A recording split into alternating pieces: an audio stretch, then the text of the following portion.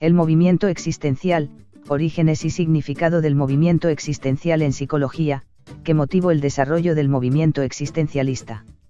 El movimiento existencialista nace como respuesta a una necesidad general que se hacía sentir entre los psicólogos y psiquiatras en aquellos tiempos en diversas partes de Europa, que consiste en una nueva concepción del hombre. Dos cuestiones en específico aquejan a los psicólogos y psiquiatras de esa época. 1. La carencia que había en las escuelas existente por crear un puente entre los sistemas teóricos y el paciente, es decir, que si las teorías tenían realmente algo que ver con el paciente, con su personalidad y lo que éste está viviendo. 2. Cómo se sabe que está viviendo el paciente en su mundo real, en el mundo que vive, se mueve y existe, y que es para él un mundo aparte, concreto y diferente de la teoría general de la cultura. Fases del movimiento existencial. El enfoque existencialista posee un cuadro particular de investigadores y pensadores creativos, entre los cuales figuraron Eugene Minkowski, Erwin Strauss y Erik von Hebsatel, quienes fueron los representantes de la primera fase llamada fenomenológica. La segunda fase, denominada existencialista, estuvo representada por Ludwig Binswanger, A. Storch, M. Voss, Hebeli, Roland Kuhn, Vandenberg, F. J. Buitendi. Focos de resistencia. Como en cualquier otra innovación, tuvo como focos de resistencia. Primer foco de resistencia: en los otros campos lo principal ya estaba descubierto, simplemente faltaban rellenar los detalles. Segundo foco de resistencia: sospecha de que el análisis existencial es una intrusión de la filosofía en la psiquiatría y que tiene poco que ver con la ciencia. Tercer foco de resistencia: tendencia a preocuparse excesivamente por la técnica e impacientarse ante los esfuerzos por bucear en busca de las bases sobre las que descansan todas las técnicas. ¿Qué es el existencialismo? El existencialismo es el esfuerzo por comprender al hombre eliminando la escisión entre el sujeto y objeto que torturó el pensamiento y la ciencia occidentales desde poco después del Renacimiento.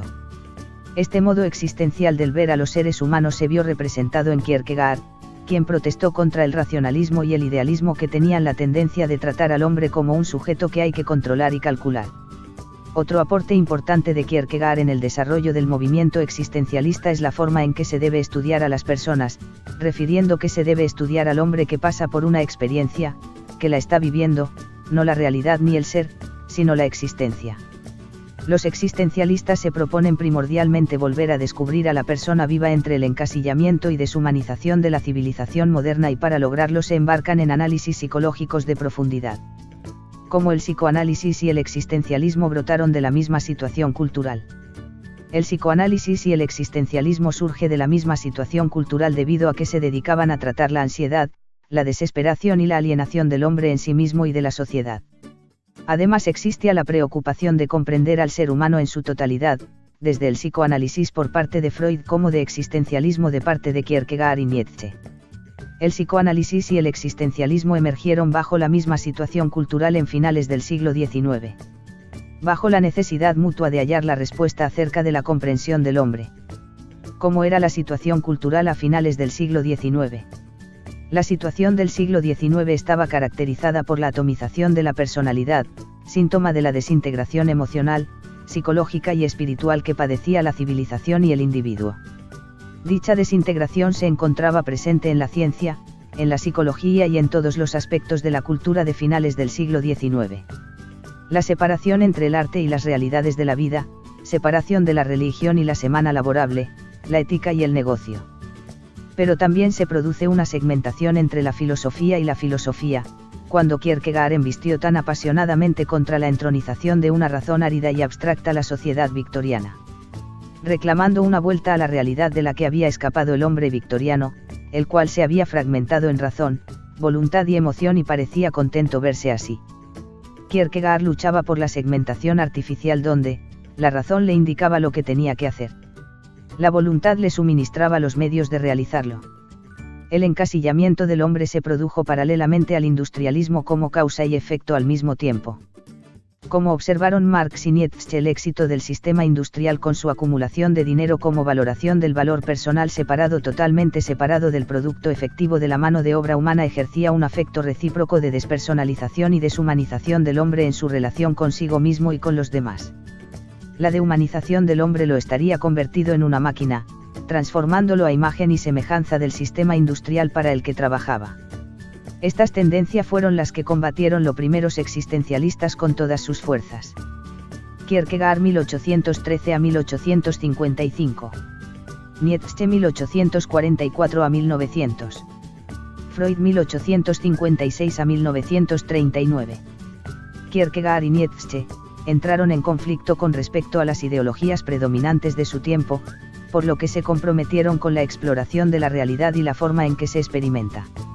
Nietzsche, que no conocía el trabajo de Kierkegaard, sostuvo que el individuo tiene que decidir qué situaciones deben ser consideradas como situaciones morales. Ambos penetraron y predijeron con exactitud el estado psicológico y espiritual del hombre, e intensificaron las actividades autoconscientes, tras la pérdida de la conciencia individual de aquella civilización, una pérdida que Freud expresó simbólicamente presentando al yo débil y pasivo, por haber perdido sus propios poderes de autodirección. Kierkegaard, Freud y Nietzsche compartían un hecho significativo y era que basaban su conocimiento principalmente en el análisis de un caso, su propio caso. Por ejemplo, Freud en su libro Interpretación de los sueños, se fundaban en sus propias experiencias y en sus propios sueños. La desintegración psicológica y emocional de esa época estaba relacionada con el hecho de que el hombre había perdido la fe y su dignidad esencial en su humanidad. Nietzsche creía que la población de Occidente había vivido en una moral dualista que había desencajado soma, cuerpo, de psique, mente, y que cualquier avance debía resincronizar la conciencia con su auténtica naturaleza. Kierkegaard creía que el individuo debía buscar su vocación y dedicarle toda la atención posible, ya que trabajar en ser mejor en lo que uno ha elegido es consecuente con la propia moralidad y visión del mundo.